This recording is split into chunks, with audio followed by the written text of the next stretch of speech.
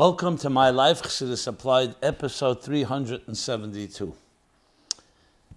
A Gemar Tov, a good gebenched year, as we move from Yom Kippur to Sukkos. So this will be a special Sukkos edition.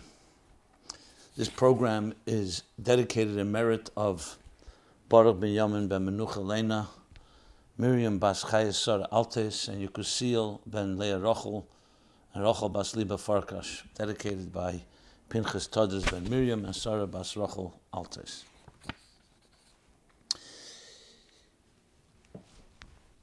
The fascinating calendar, the Jewish calendar, reflects the very cycles of life. So it should be no surprise that as we move from the first half of Tishrei, this first month of the new year, to the second half, that too captures two major milestones, two major stages in all of life, and of course on a microcosmic level every year, and in truth every day. So the first half of the month is called the Yom Noraim, Rosh Hashanah Yom Kippur, the days of awe, from the word Neira, Yira. The second half is called Zman Simchosenu, time of our joy. Joy and awe are two poles that are critical in life. In the language of Torah, there's Yira and Ava, Chesed and Gvura, or Gvura and Chesed in this case. In the language of the Zohar, based on a posuk, Shir HaShirim, that the first half of the month is Smeili Tachas L'Reshi. My left arm is beneath your head. And the second half, V'yimine Tichapkeni. And your right arm embraces me. What is this reflecting? The loving relationship between God and the people. After we know the story of the entire month of Tishrei is very much around the fact that after 40 days, or 39 days after they received the Torah, the Jewish people built a golden calf.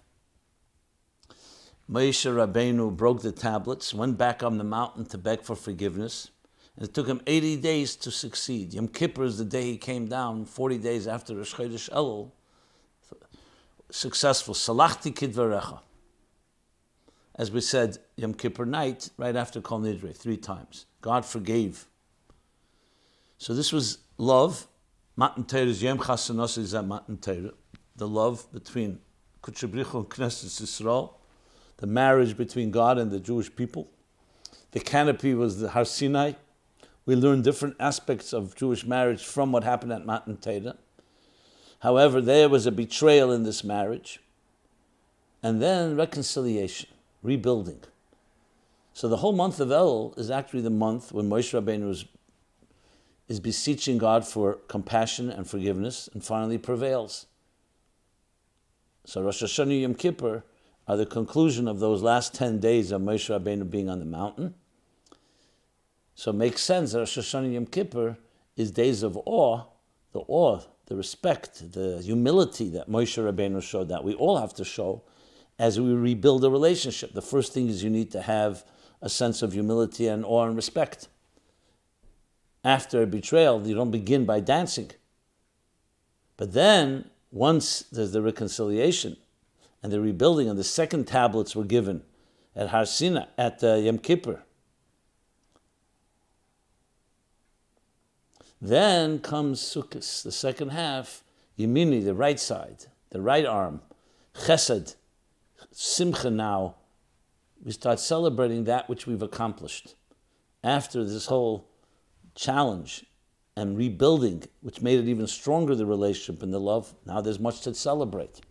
So as Simchos is actually celebrating that which Rosh Hashanah Yom Kippur ultimately achieved at the conclusion of those 40 days. So you see here that in life we need to have both aspects. All of us are human beings and flawed. We will make our mistakes. But trust is not built on perfection. It's built on accountability. And accountability is essentially the message of this season. Introspection, the cheshbon and nefesh we make through the month of Elul, and then in a very direct way, Rosh Hashanah Yom Kippur, when it becomes formal. And accountability is the glue that allows something to be rebuilt, But then you need the second half. Life can't just be built on respect and awe. You need also the closeness, the intimacy of the Sukkah and the Daled Minim, which reflect that type of embrace. The Sukkah embraces us, the Daled Minim internalizes it. We'll speak about that a little more at the end of the program, the Chassidus question about Sukkos.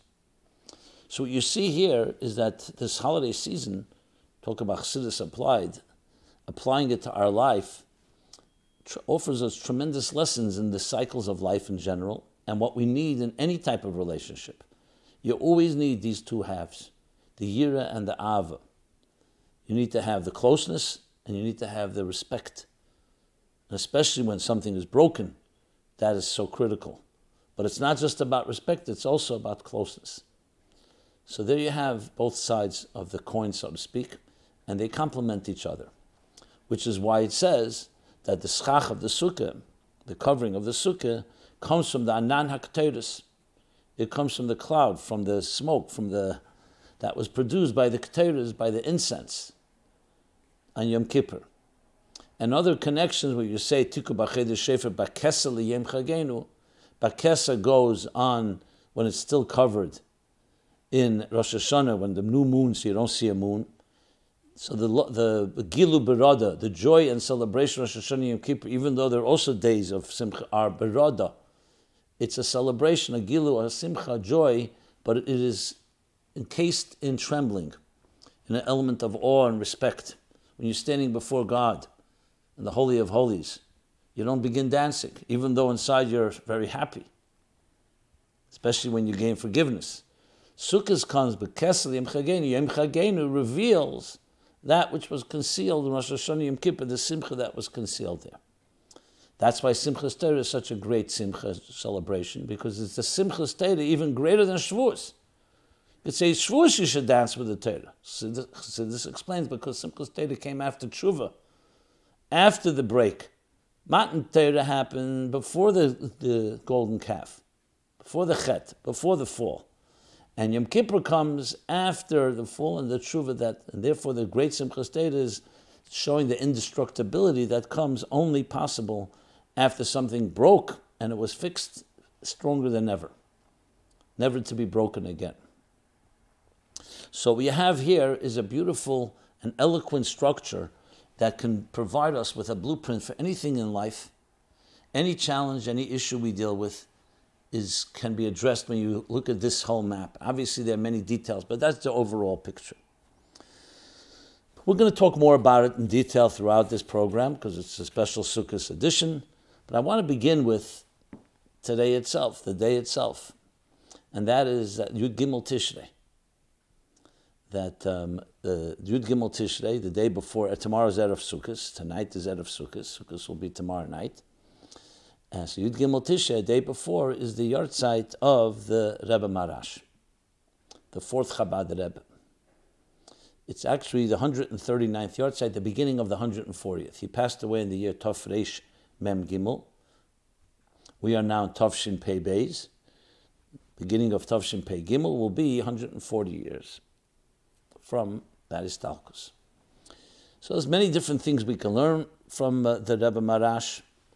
And I'll just, of course, the most popular one the Rebbe made when he said that Rebbe Maharash symbolized and personified L'chatchila Riber. The Rebbe even gave the name, the song that we sing that's attributed to Rebbe Maharash, L'chatchila Riber. But it was more than just the song, it was that his whole life personified that. A life of doing things, not beginning like the expression is the Welt sagt, the world says if you can't go below, you go above. And I say, go initially above. In other words, think big and begin with big thinking. And the Rebbe Maharash actually, that was his form of behavior. The Rebbe brings different stories how the Tzemech Tzedek, whenever he received a gift, he would send it to the Rebbe Maharash, something of wealth. Not because the Rebbe Maharash was necessarily into wealth, obviously, but because it was the Salcha Berchava. Very much the Rebbe often referred to the Baal Shem's Kan Hoge, the Rebbe Maharash.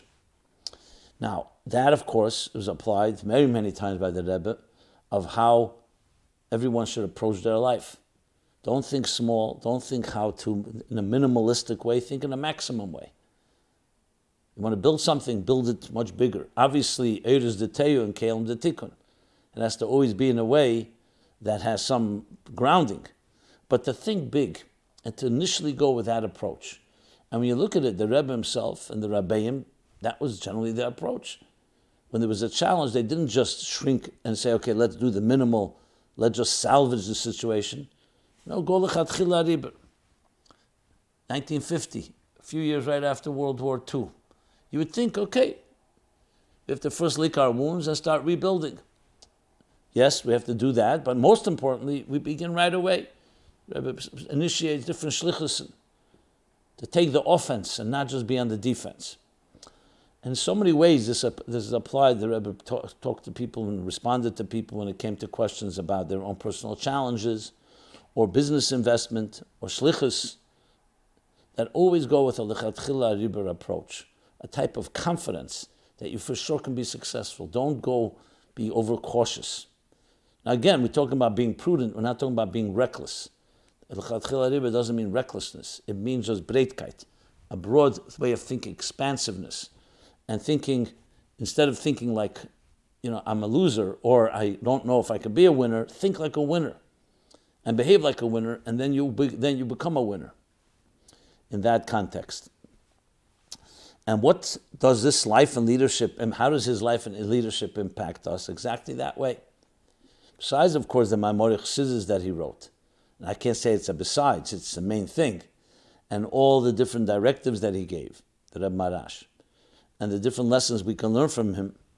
But the lechatchila riber is perhaps the one that most captured it in a very specific way. There are many other things that can be shared. I just remember vividly Farbrengen, Yud Gimmel Tishrei Tovshin Mem.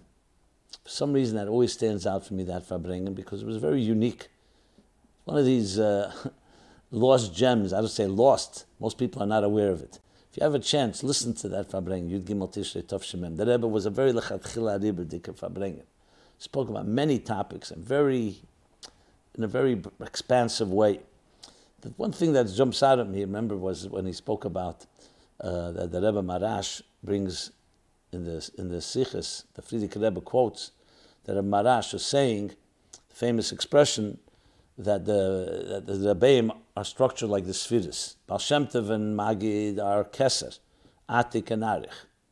The Alter Rebbe, they said the Zayde, which is the Elta Zayde, which is the Alter Rebbe is Chochmah.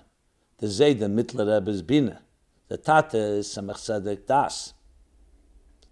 And then later the Frierdiker Rebbe adds that the Rebbe Maharash is Netzach, the Rebbe Rashab Hoid, Frierdiker Rebbe Yesod, and the Rebbe Malchus. Frierdiker Rebbe hints to it about himself, but Malchus we say because it goes in that order. Why Chesed, Gvura, Teferes are skipped? But most likely because Netzach Hoid Yesod are the implementation of Chesed, Gvura, Teferes. So there you have it.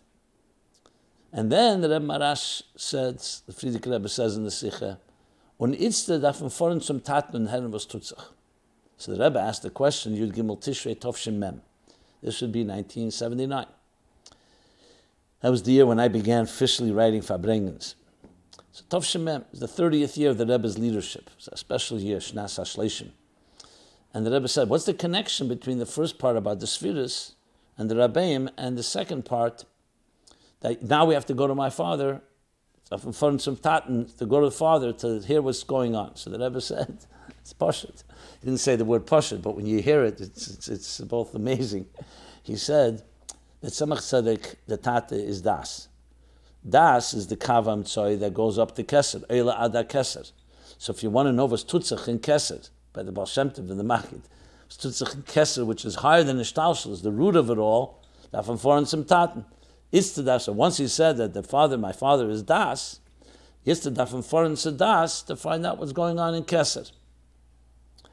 Not to suggest that Chochmah Bina don't have access, but that's the Rebbe's way of the context of that. And it was something you don't hear every day in Farbrengens, that idea, which is also a lechatchila riber type of approach, that the Rebbe Maharash, we go straight to Keser. In simple language, Keser is a superconscious state. Keser is the rotzen and Tainug of Hashem. Chachma and the below are the spheres that are the structure of existence. And the superstructure, the so-called envisioning of that structure, is only the desire and the pleasure of the divine. So you want to know what's going on, you have to go to that so-called to the engine room, which is Kesed. One word from Yud Gimmel Tishrei, Tov Shem Mem. When the Rebbe Maharash passed away, which was on that day, it was right before Sukkos, so then there were no ways of really communicating. They didn't have the technology of today, where you can just post something or pass it on. It came by word of mouth. So the Chassidim in Lubavitch knew what happened. But those in other cities, the news slowly reached them, and since it was Sukkos, it took longer time. In Chernigov, where the Rav was, Radat Chen, Rab David Tzvi Chen, famous Rav, Chabad, Chassid, heard the news on a Shayna Rabbah. They got to Chernigov on a Shayna Rabbah. And by Hakofis, Leil Shminet says, the first night of Hakofis, so someone went over to Radatz and said to him, the Rebbe is Avek.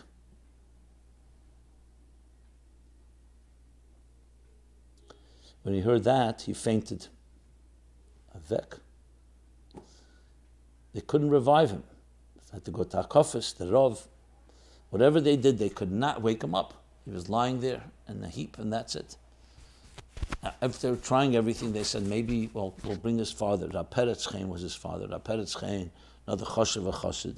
But he was already an older man, he was home, so he couldn't go to shul. Rab Peretz is the one that they say is the only person that saw 6 Rabbeim. He was a young child when the Alter Rebbe passed away, so he saw the Alter Rebbe as a baby. And he was already an older Chassid when the Frierdiker Rebbe was born. So he saw the Alter Rebbe to the Frierdiker Rebbe. So they took Rab Peretz to the shul. They carried him, they brought him there. And he saw his son, so he bent down, and he said to his son, Radatz, Rab Peretz said to his son, a Rebbe geht kemel nicht avek. A Rebbe never leaves. The relevance of this story to us is quite obvious. Gimmel Tammuz, a Rebbe geht kemel nicht avek. And that revived him, and he woke and went to Simchos Beis. Sure, still saddened, but knowing that our Rebbe is with us all the time. So Yud Gimmel Tishrei has that lesson as well to us. That even though we may not understand many things, but we have to understand that there are things that are nitzchim, there are eternal things that are not subject to mortality and not subject to the logic and the common sense of our structures that we usually apply to. And they survive in their own way, and they endure, I would say. Just as he served and led, then he continues to lead. Does not mean we see it with our physical eyes. But it brings me to another story that I'd like to share, that I heard, that I once read actually. An older chassid, his name was Rav Kanikov. And he wrote it in a Rashim, he wrote it in one of the kevsim, one of the pamphlets they published. And with the Rebbe Maharash, the story is that there was, in Lubavitch, the Mittler Rebbe moved to Lubavitch and established the headquarters, so-called the center of Chabad. And Lubavitch was there for 6 generations, Mittler Rebbe all the way to the Rebbe Rashab, 5 generations. In Tafrei Shayin Vav, due to World War I, and it was close to the front line, so they were forced to leave. That's when the Rebbe Rashab left to Rostov after 101 years, 101 years in Lubavitch. So in Lubavitch, today you go there, you only see remnants left. But in Lubavitch, the Rebbeim lived in their home, was connected to the shul. It was built like an L. So there were the homes where the Rebbe Rashab lived, the Frierdiker Rebbe lived after he got married in another apartment there, before the Rebbe Rashab. The Rebbe Maharash, that's Tzemech Tzedek, the Mittler Rebbe. Now there was a hall that connected the home to the Zal. There was a big Zal, there was a Cheder Sheni, and but the Rebbeim never went through that hall. They would go outside from their house, they went out, and they would go into the Zal from the outside. One night, Rabbi Rachmiel was a chassid of the Rebbe Maharash. He was also a chaver with him when they were children. They learned together. So he was alter chassid. He was sitting in the Cheder Sheni, which was where the door was. That was never open. Was never very rarely used. The door that down the hall connects to the apartments of the Rabbeim, of the Rebbe. Suddenly, around midnight time, he sees the door open, which is a rarity. He sees the Rebbe Maharash is walking out the door. Of course, he jumps up, he stands up, and he sees the Rebbe Maharash is walking in a very awkward way. Now, of course, besides being a chassid, they also knew each other. So Rabbi Rachmiel notices that, and the Rebbe Maharash sees that he's somewhat surprised what he's doing here and why is he walking in this strange way, like he was walking like sideways. So Rebbe Maharash says to him nonchalantly, he says, Ich baglete mit, I'm escorting someone. Now Rabbi Rachmiel was not a simple person. He says to the Rebbe Maharash, wo der Rebbe sich gelernt zu begleiten, and where did the Rebbe learn to escort? He didn't say, I don't see anyone. He said, where did the Rebbe learn to escort? So the Rebbe Maharash says, I'll do that, I'll tell you. And he told him, he says, when I was a child, I had a minig every night after Ma'ariv. I would go in and learn 15 minutes Chassidus with my father, Tzemech Tzedek. One night, I come to my designated time, and I see the doors closed. My father's door is closed. Now, when it was closed, it was usually because there were guests. Someone came to see the Tzemech Tzedek. But when there were guests, it was announced to the family beforehand. And here no one announced anything. The door's closed. It's my time to learn. I didn't want to compromise. I didn't want to give up my time. So I looked in the keyhole to see what's going on. And I see my father, Tzemech Tzedek. All this the Rebbe Maharash is telling Rabbi Rachmiel. And I see someone else there, a guest. And from the appearance, it looked like my Zayda, the Mittler Rebbe, Tzemech Tzedek's father-in-law and uncle. But it was after Chaim Chayus Baal Medain. It was after his Istalkus. So Rebbe Maharash says to Rabbi Rachmiel, I was not bashful. So I knocked on the door. My time to learn. So, and also don't want to miss this, so to speak. Comes in. Tzemech Tzedek says, come. Goes in. Tzemech Tzedek says to the guest, he says, this is my Shmulik or Shmuel, his youngest son. So the guest says to the Tzemech Tzedek, and we have a schedule that we learn always after Ma'ariv. So the guest says to my father, this is the Rebbe Maharash saying, tell your son to say something in Chassidus. Let me hear something. The Rebbe Maharash says to Rabbi Rachmiel, obviously in front of my father, my grandfather, I'm not going to say Chassidus. So I said, let the guest say something, and I'll repeat it. Fine. And the Mittler Rebbe, the guest, began to say something about Chassidus. Afterwards, no, repeat, and he repeated. And the guest said to my father, Dein Shmuel so good. He says well. He's repeating it well, good. And then my father escorted the guest out of the room. That's where I learned how to escort. That's what the Rebbe Maharash said. Now, Rabbi Rachmiel was not, he was a Chabad Chassid. He didn't lose himself hearing such a story. He says to the Rebbe Maharash, so what was the Torah? What was the Chassidus that the guest said that you repeated? So meanwhile, someone walked into the Cheder Sheni, where they were speaking. A simpler person, and the Rebbe Maharash said, Nishva, yeah, it's not for now, I'll talk about it, we'll talk about it another time. The story's not over, one more detail. The next morning, the Rebbe Maharash's two sons, the Razo and the Rebbe Rashab, wasn't Rebbe yet, but they were both children, came running in to Rabbi Rachmiel and said, what happened around midnight last night here? So he said, if you know, why you're asking? So they said, we want to know how much it was Bizgalus, how revealed it was. That's the story. So a Rebbe gate kemlish tavek. You have to know, the Rebbe knows how to baglate, escort. Maybe we don't know exactly how to escort, but we know we have to live up to what the Rebbe gave us, the mandate, the instructions, the guidance, the directives, in every aspect of it. That lives, and we are Zari B'chaim the arms and legs and the mouthpiece and the instruments to carry that out in this world. Yet another lesson from Yud Gimmel Tishrei. Really a lesson from all the Rabbeim, but specifically this story captures it so well.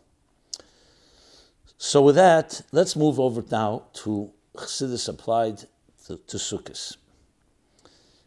So I have a bunch of questions that have come in.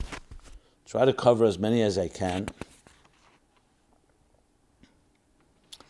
And we'll begin with, let's start with Sukkah, then we'll move to the Daled Minim, then we'll talk about some general related Sukkah items. What is the spiritual significance of eating in a Sukkah? Well, the Pasuk says, Basukkos teishvu shivas yomim, you shall teishvu ke'ein taduru, you shall settle there, not just pass through as a tourist, but ke'ein taduru, this becomes your place, your dira, for the 7 days.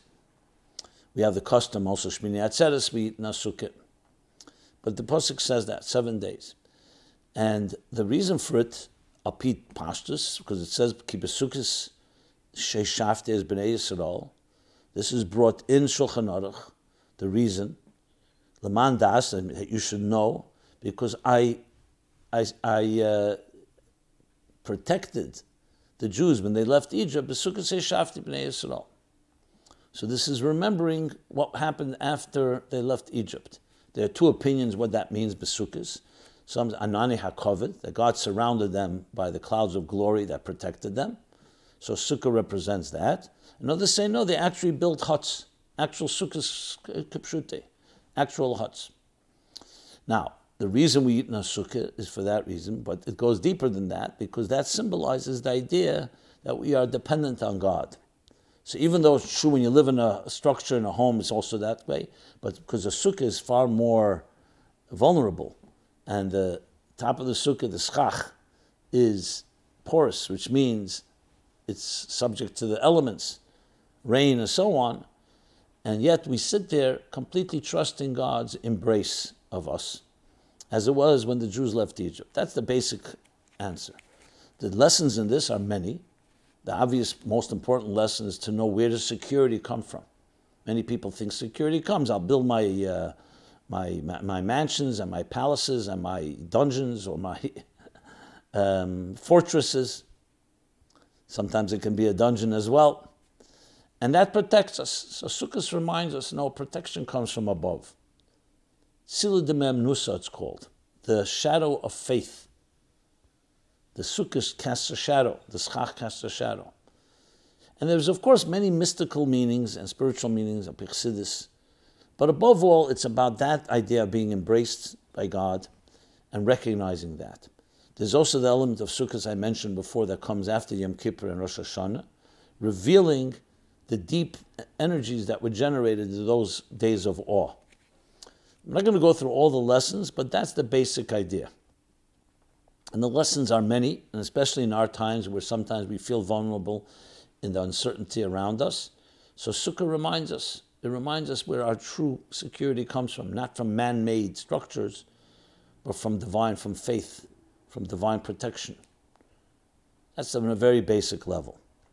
The same question can be asked about the Daled Minim, the species. So Chassidus says, "V'lekachtem lachem b'yem harishon." After the first night we eat in a sukkah, the next morning, the mitzvah is to take the 4 species, lachem, lepnimiuschem. So if sukkah is a makif that surrounds us like an embrace, a hug, the Daled Minim, the species, are internalizing it. L'chaftem lachem, lepnimiuschem. That's the addition of the word lachem, to now internalize that experience. And you internalize it through the 4 different species, which represent 4 different types of Jews, different types of people. The Esrog is the taste, has taste and smell, represents the scholar, the one that has knowledge and Torah knowledge and mitzvahs. On the other extreme, the Arava doesn't have taste or smell, represents the simple person who doesn't have not Torah knowledge or good deeds. Then there's the Hadasim and the Lulav. One has taste and no smell, and one has smell and no taste. The Lulav has no taste, but no smell, but it has a taste. And the Hadasim have a smell, but no taste. So one represents, taste represents the mitzvahs, the smell represents the mitzvahs, taste represents the Torah, So you have all four categories. Torah and mitzvahs, no Torah and mitzvahs, Torah without mitzvahs, mitzvahs without Torah. Now there's no such thing as someone without anything, but we're talking about primarily, and yet you bind them together by aguda achas, a unity, and internalize it.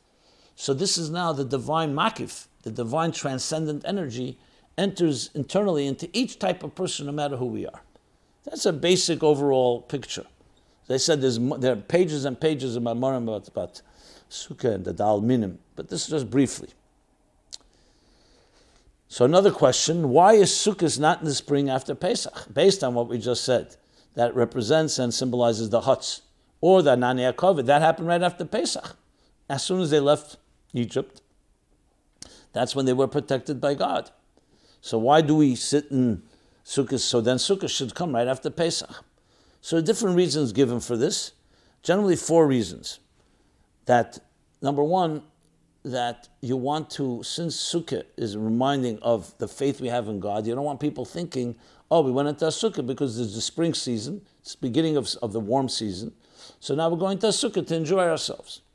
You push the Sukkah off in autumn, where it's starting to get colder and rainier and so on, to demonstrate that level of faith.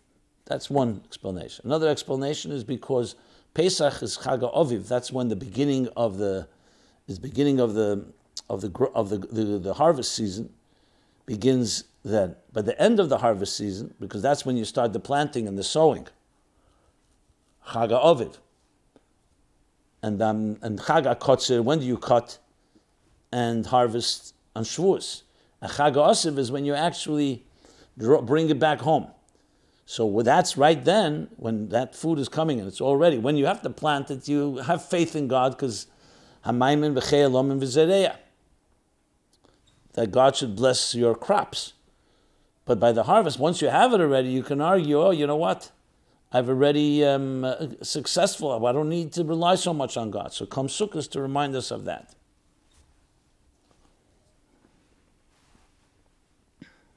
A third reason is because even the Jews, when they left Mitzrayim, it was a spring season. So they didn't build huts according to the opinion of huts. The Anani HaKavod was there from the beginning, right after they left Egypt. A little later, but close. But actual huts they didn't build. They didn't need to, because it was warm season. They started building huts in the autumn. That's a third reason. And finally, especially a Kabbalah and Chassidus, is because Sukkot comes as a revelation following Rosh Hashanah Yom Kippur. So in addition to everything I've said till now, is the idea that Sukkot comes to culminate the revelation of all that was experienced on Rosh Hashanah Yom Kippur. And the Sukkah, as I mentioned before, the schach comes from the Anani HaKteris, from the cloud of the incense, and other connections that Sukkot has to those days. Now, that's not a contradiction to what happened the first time, because the first time, meaning the first year when they left Mitzrayim, because as I said, the real place of Sukkot began once they were dealing with the challenges in the wilderness, which came when the summer ended, and more in the colder months, or at least the rainy months in that season, when it begins the autumn, which is why we eat in Sukkot and we spend time in Sukkot. So it's all connected to this particular time of the year. And finally, in that context, is also explained that as Sukkot concludes, and Shmini Atzeres Simchos Beis Hashoeiva gives us the strength to enter into the colder and darker months of the winter. So it's again structured in a very eloquent way that we can understand the whole process from the beginning through the end. Beginning when the Jews left Mitzrayim, 50 days later they received the Torah. Then all the negative things that happened, the golden calf, God, Moshe Rabbeinu praying to God, finally gaining forgiveness, and then coming Sukkos. So you have a whole picture, a whole structure of how to deal with any type of challenge, both the ups and downs of life, all part of one larger narrative leading to a greater place. Is there a connection between Sukkah and mikveh?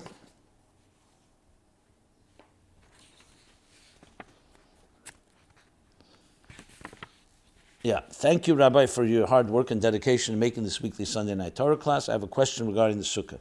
I once read that eating in a sukkah is a significant mitzvah because it is the only time our entire body is surrounded by the mitzvah. Correct. But then I thought mikveh is also a time the entire body is surrounded by the mitzvah. Is there a connection between these two mitzvahs? The answer is absolutely yes. Chassidus talks about the connection.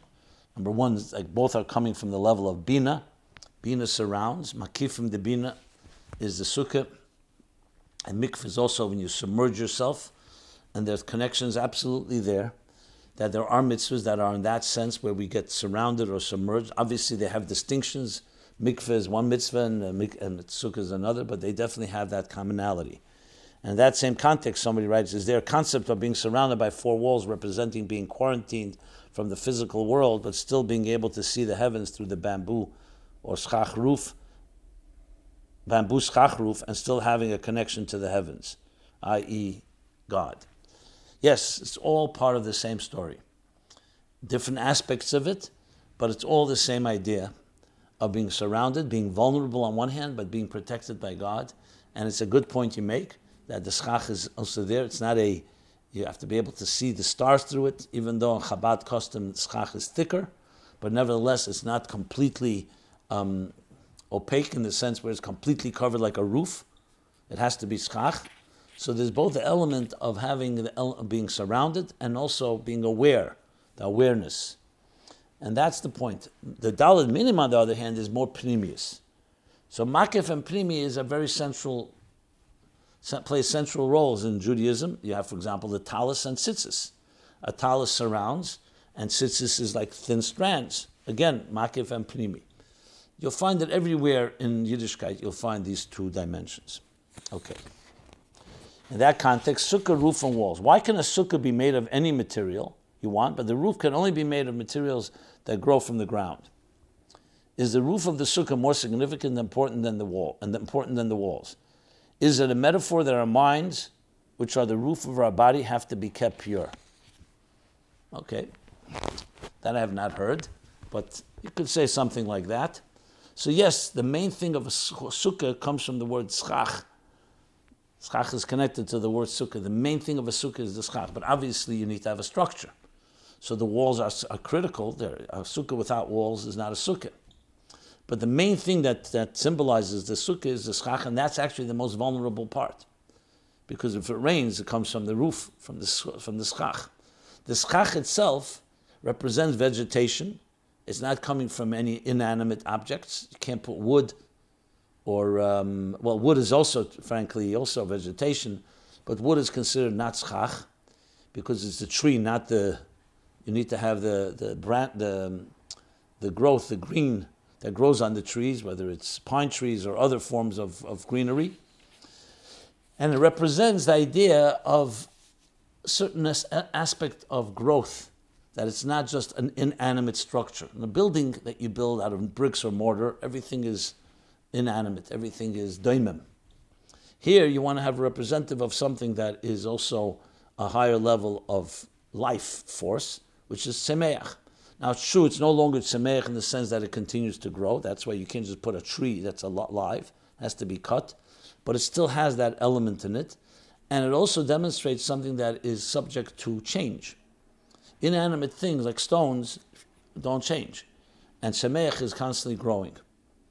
And it changes, even when you cut it, it also is changing in the sense where it begins to wither at some point, which is all part of the vulnerability that we're supposed to experience in trusting God in the whole process.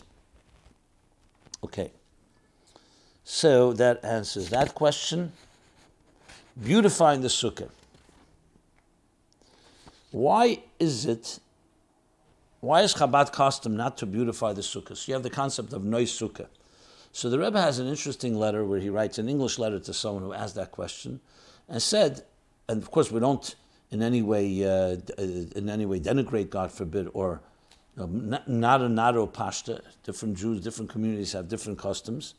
But as far as Chabad, he says because Chabad tries to focus on kol de poshet mailatvei, the simple, that when you're serving God, not to have necessary adornments. And you see this consistently also. The talis of Chabad doesn't have a crown on it. And other things that Chabad tries to keep it as simple as possible. Again, this does not take away from other approaches. Different minhagim, just like there are different minhagim in how piyutim are said doing Rosh Hashanah and Yom Kippur. Some say very many. Chabad has less. The same idea that you try to keep and go to the core, that when you're sitting in a sukkah, it's you and God, without distractions that can be, yes, they beautify, they're beautiful, but sometimes the beauty can be somewhat of a distraction. So you keep it simple as possible. Now, of course, there are the concept of hasna b'mitzvahs, to make mitzvahs beautiful. Tefillin should be beautiful. Esrog is a pre-eitz hadar, a beautiful esrog. So, of course, there's an aspect in Judaism and Torah that emphasizes beauty, and the concept of beauty is a positive. But then there are areas where we focus on the simplicity of it and not to be distracted by other elements, and that can sometimes say, okay, you're doing it because it's beautiful, not because it's what God's ratzon is. And that's why you have both. You have chukim, edus, and mishpatim. You have mitzvahs that make sense and are logical and rational, and there are mitzvahs that are specifically meant to be just pure desire of God, even if you don't understand the reason or the so-called beauty that comes from it. Even though obviously everything beautifies us and refines us. So that's the brief answer to that question. Someone, I guess, in writing, tongue-in-cheek, which is fine. You want to be a little humorous and amusing. I'll read this. Dear Rabbi Jacobson, it's very clear that if we listen to the Rebbe and his teachings, that Mashiach will come. Therefore, it is also understood that if we don't listen, then that is what is preventing Mashiach. So, I was wondering whether I should even read this, but I'll read it. The Rebbe has made it clear that it's not Chabad custom to put decorations in the Sukkah. So if someone hangs decorations in their Sukkah against the teachings of the Rebbe, they should know that they are personally responsible for delaying Mashiach. Well, I think you're being, again, I hope this person's just being a little tongue-in-cheek. I would not begin with that. Listening to the Rebbe, listen to the Rebbe and spread Chassidus, spread Yiddishkeit and Torah. I wouldn't begin with this thing. I would not say someone puts decorations that they're holding up Mashiach. That's not what I would say. And so if you mean it seriously, now, obviously there's a minhag Chabad, and we follow minhag Chabad. But I wouldn't go to this extreme. I think it's a little, first of all, negativity is not a good approach in general. And secondly, there are, as I said, we have to know how to prioritize. Anyway, I don't want to read the rest of it because it's it's all part of this humor of someone who's sick and tired of seeing all these scofflaws who are decorating the Sukkah. As I said, I don't want to read the rest of it, but you get the idea. Okay. Now, the next question is this Sukkos related. What is the meaning of the Gemara that in the future non-Jews will be tested with a Sukkah and they will refuse to sit in it because of the heat? And what is its message for us today? Yeah. Is there a teaching that in Messianic times the non-Jews will be given opportunity to do the mitzvah of Sukkah, but will refuse because they complain about the weather conditions and say it's too hot? In that case, in our current times, if some Jews complain that it's too hot and humid to eat in the Sukkah, can it be assumed that these people are descendants of converts? I'm only smiling. No, absolutely not. People sometimes say things, it's hot, they say it's hot. Okay, let's talk about it on a serious note. The Gemara in Avodah Zarah talks about right in the beginning, talks about in the future, all the nations will be judged for their behavior. Why didn't they receive the Torah? And they argue with God about it, and so on and so forth.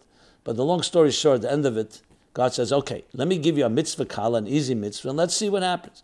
He gives them the mitzvah of Sukkah, and because Sukkah is sometimes in the heat, even though, as I said before, it's not in the heat of the summer, it's in autumn, but in that part of the region of the world, it can be quite warm, and they refuse because of the heat. So even a mitzvah kala, God says, you see, He gave you the opportunity. Now, the whole Gemara sounds a little strange, but you have to really see the whole context of the whole Gemara there. So let me just give you one take on it and one explanation. The Gemara brings there the concept, the idea that when Hashem gave the Torah to the Jewish people, He first offered it to the nations. And they looked inside the Torah, they refused because it was they couldn't accept upon themselves. In some places it says they showed it to Bnei Yishmael and Bnei Esav. And they looked and they said, it says, Lo yisitzar, do not murder. It says, do not be sexually inappropriate. Do not steal. And they said they couldn't, different nuschos, they couldn't accept it. So then God went to the Jews and they said, Nasa v'nishma, we accept it all. The Gemara addresses this whole issue there. The question is, why did God show it to the Jews, to the non-Jews first? Why did he offer it to them? And what happens if they would have said, yes, let's take it? What would happen? The Jews just suffered hundreds of years of exile and bondage and pain and genocide in Egypt. Oh, you know what? I happened to offer the Torah to someone else. The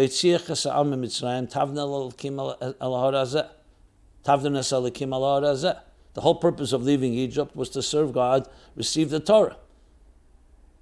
Abraham, Isaac, Jacob, Avram, Yitzchak, Yaakov were promised the promised land, that your grandchildren will come out from Egypt. I mean, it was clear that the Jewish people were going to receive the Torah. Suddenly God is offering it.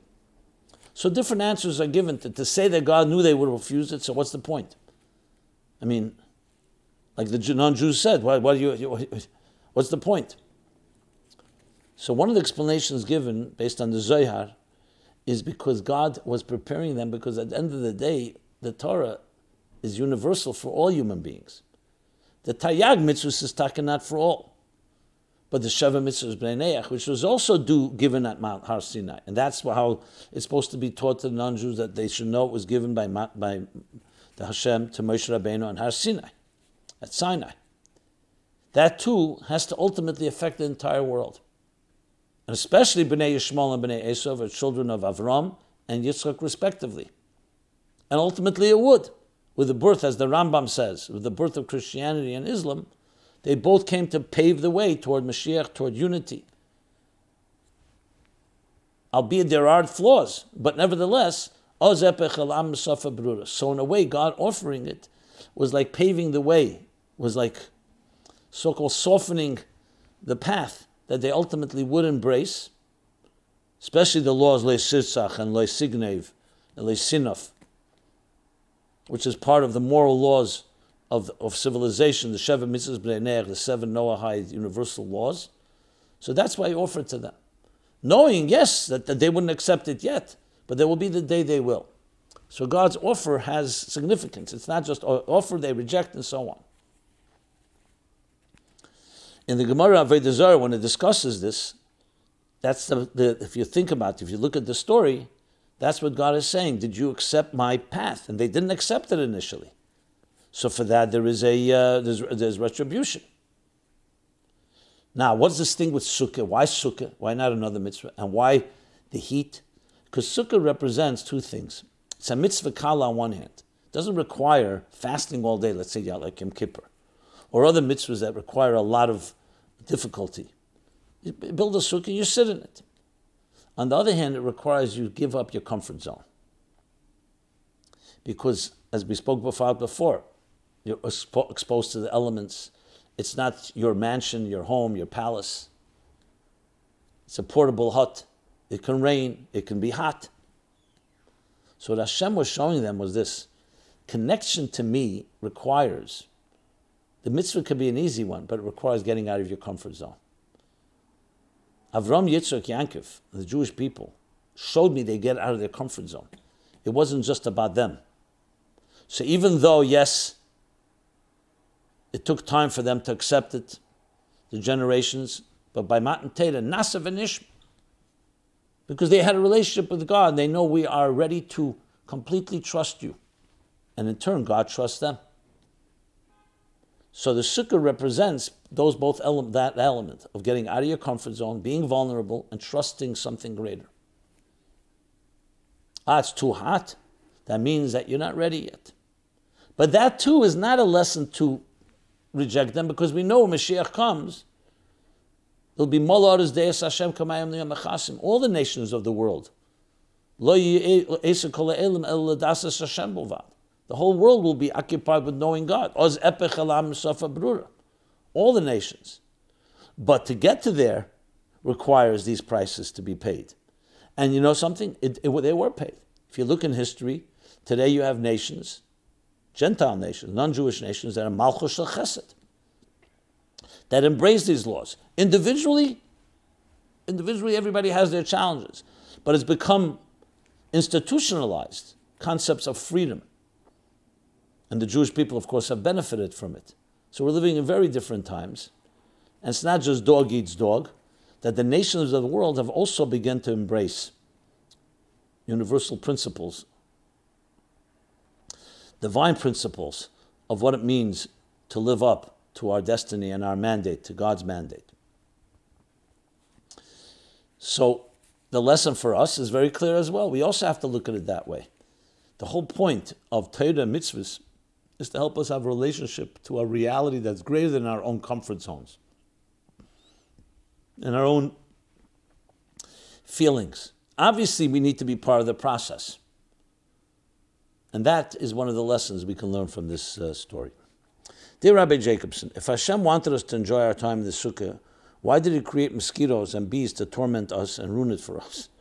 There's no room in the Sukkah for insects and us. It is our community's custom not to sleep in the Sukkah so that we can have a relief from the insects and the often rainy nights. Or is there a more spiritual reason? Thank you and have a happy Sukkahs.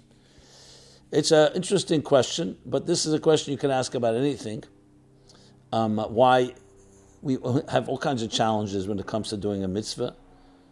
So I'm not sure exactly what you're asking in this context. I mean, I will say this. In Sanhedrin, the Mishnah does ask the question why the human being was created last when he's the crown jewel. And one answer is given because first you set the table, then you invite the special guest. But there's another reason given, that a person should know that even a lowly insect, that even a lowly insect, a mosquito, preceded you. Which means that if a person behaves in an inappropriate way, don't think you're so special. Even an insect did not defy God's will and was created before you. So maybe insects sometimes remind us of certain things to have that humility. Just a thought in the context of things. So the fact, yes, the mitztayer, the fact that we don't sleep in the Sukkah for Chabad, because the whole sikh of the Rebbe from Tavshin Lamed and printed already, because mitztayer potem in a Sukkah because of the pain or discomfort a person is potem from Sukkah, and the whole longer explanation, which I'm not going to go into right now. Look, if a person is in a Sukkah and it's to a point you cannot eat or drink because there's some type of plague of insects, it's one thing. But to have here and there a nuisance is not necessarily called necessarily mitztayer. Just to add that point. Okay. Now, a few more questions about Sukkot, since it's a special Sukkot program. Why do we shake the Lulav? Are the customs on Sukkot to gather and shake a Lulav and Esrog merely a symbolic gesture as part of a harvest festival, thanking God for a successful agricultural year, or are there deeper spiritual meanings? Well, let's start with the waving of course, waving, the nanuyim and the waving, where we shake by Hallel and all different directions. So the Gemara in Sukkah actually gives two reasons for it. One is drawing that everything in all directions is coming from Hashem. So you don't just hold the Lulav and the Esrog and the Daled Minim together. You also draw it and extend it, which is a form of drawing that and revealing both Hamshacha and Halah and Hamshacha, both outward and return, which is a shake with the Nanuyim, to represent that God's presence is in everything. The second reason is because it symbolizes that we want to draw down the healthy rains and dew. So it's all about Hamshacha, and Hamshacha is represented by a wave. In Kabbalah, Chassidus talks about this at length, in different details, what directions, that you see it in all different directions that we wave. But it also comes down to being that it's not stationary, that a mitzvah is alive, a chai bahem, that it actually is alive, and waving demonstrates that it's not inanimate, that it's not just stationary, but it's fluid and movement. So that's a second aspect to the story. So that's the basic reason, and in that there are many other aspects to it, but let's suffice with that. Next question. Hello, Rabbi. Why does a Sukkos Esrog cost $100 when its cousin, the lemon, can be found in the supermarket for 50 cents? How do we justify the act of price gouging? Can we put a scarlet letter on the forehead of those Esrog profiteers so we know if they come into our deli, we could charge them $100 a pound for coleslaw instead of the normal $4 a pound? Well, not exactly. First of all, there's time and effort and energy invested in finding esregim and cutting the proper esregim, and not just for one day.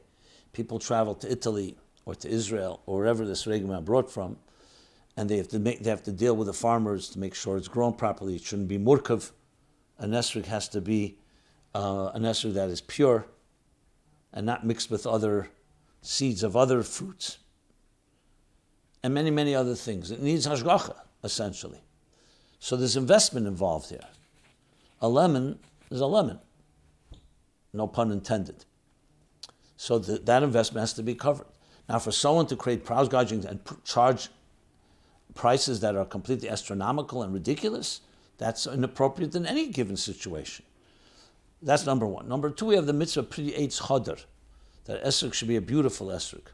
And a beautiful esrog requires, again, there's a supply and demand, and as a result, there's a price, and the people selling it and all the work that went in deserve to make some profit. When I say some profit, again, in the Torah Masa Matan Ba'amuna way, in a faithful way. So that's why it's not comparable. But at the same time, obviously, to take advantage of people is not appropriate, and that comes down to all the laws of Torah that tell you how, the laws of commerce, of selling and buying, to make sure it's fair. People are entitled to a fair amount of markup, but only a fair amount. So that's the key difference. But I understand the being upset, because we do see sometimes people taking advantage, and it's not takatoidic if they do that, whether it's with esregim or it's with Pesach prices or other things that take advantage of people who, especially people who may be struggling and not that easy for them to purchase things, and they don't have the money and so on. Okay. Esrog from Italy. Why do we use an esrog from Italy instead of from Israel? Don't forget, Italy was part of the Axis and partners with Germany in the war. As a partner, they are equally responsible for what the Nazis did to us. They fought the Allies so their friends in Germany could continue their genocide. Just like we boycott Volkswagen and other German companies to punish them, we should also boycott anything produced in Italy so they don't profit from it. Well, the custom of Calabria, from Italy, from special regions in Italy, goes back long before World War II and long before any Italian atrocities.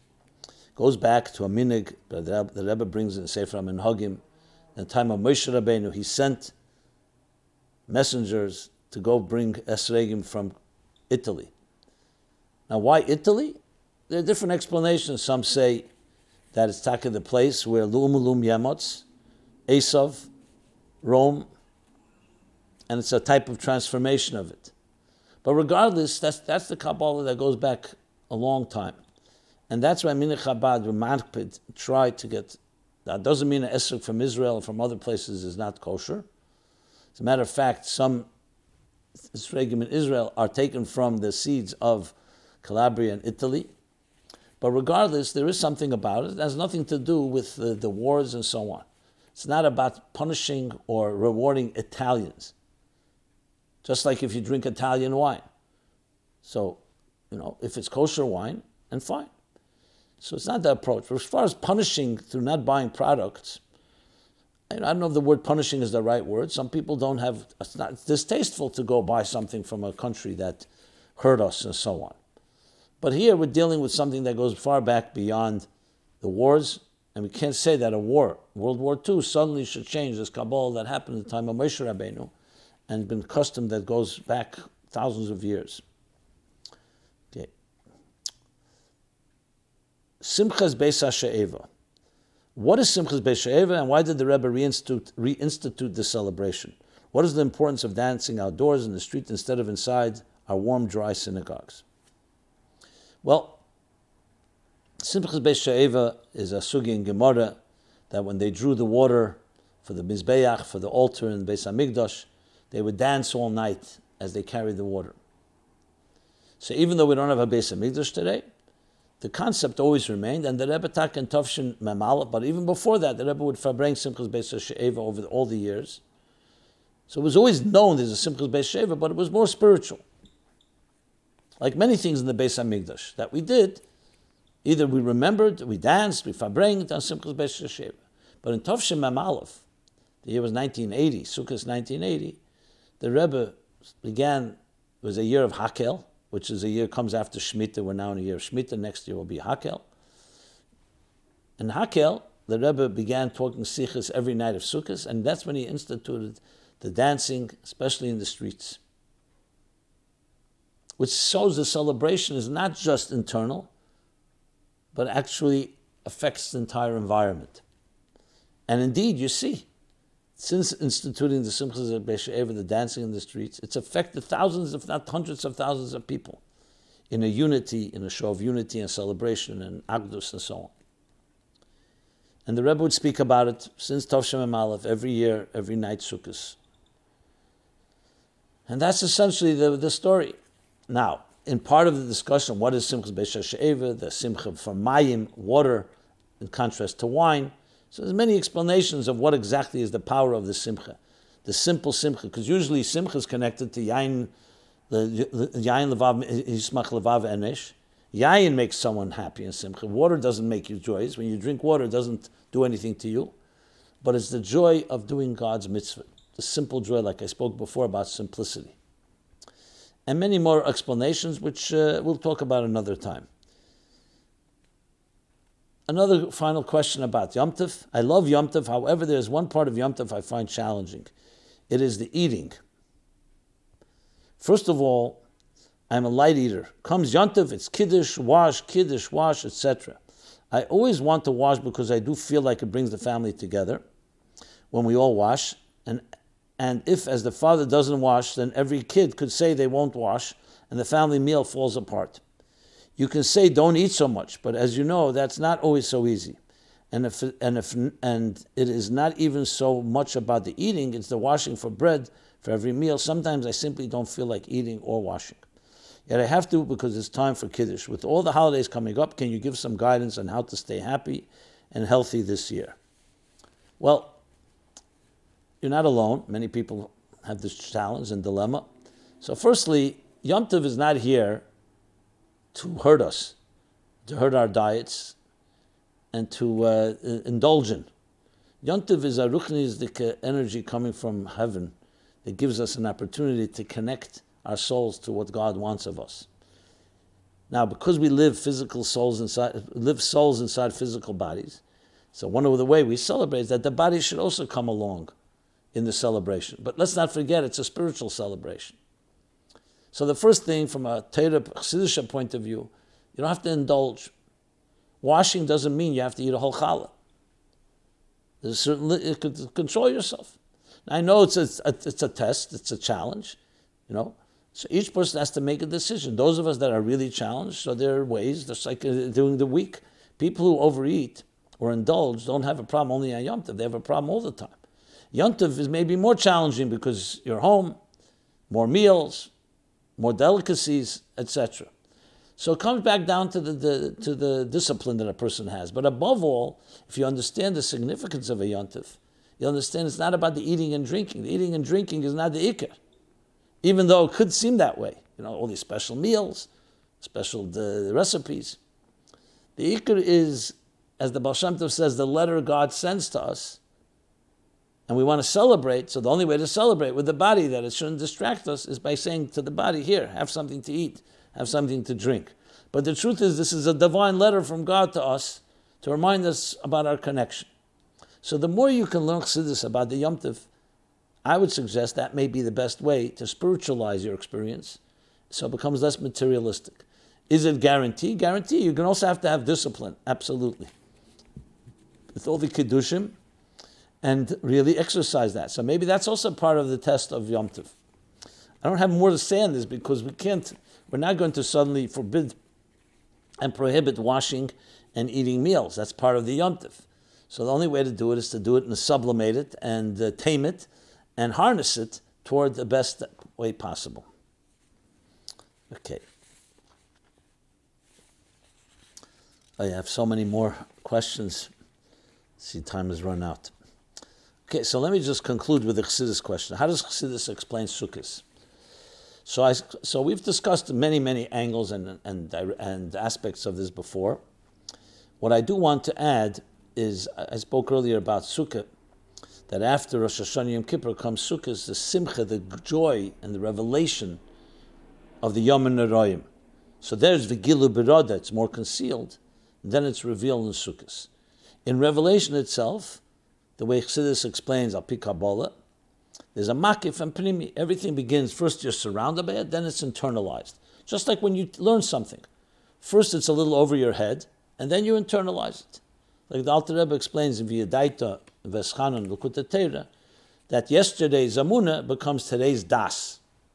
And now Amunah goes to a higher level. So we're always in a process of the things that transcend and are above us, beyond us, which is critical for all growth, to sense that there's something that's not all about you, but it's also critical to internalize. So the part of Sukkah that is makif is the Sukkah itself. The Daled Minim is the internalization. The Daled Minim itself, I mentioned that there's the 4 different categories. They represent 4 different types of personalities and 4 different types of archetypes. So basically everything is covered in Sukkos in that sense. Simcha itself, Simcha Peretz Geder, Simcha is able to transcend boundaries. You see, when a person is joyous, they're not in their usual limited constraints. They dance, they celebrate, they're more open-hearted. They invite everybody, they all embracing. Because Simcha has that ability to transcend structure. Sukkos is about transcending structure. The truth is Rosh Hashanah Yom Kippur is the ultimate transcendence of structure. But then it's still subdued in silence, in humility, in quiet, in color white. Sukkos is in a very broad and expansive way, as we spoke about Simchos Beis Hashoeiva and all the other levels of Sukkos and Simcha. And every day Sukkos, we grow in this Simcha, Mailam B'Kodesh, until the apex comes, Shmini Atzeres, Simchos Torah, the highest level of Simcha, literally, the demonstrating, as I mentioned, the indestructibility, that after everything we've gone through, there's nothing can destroy us.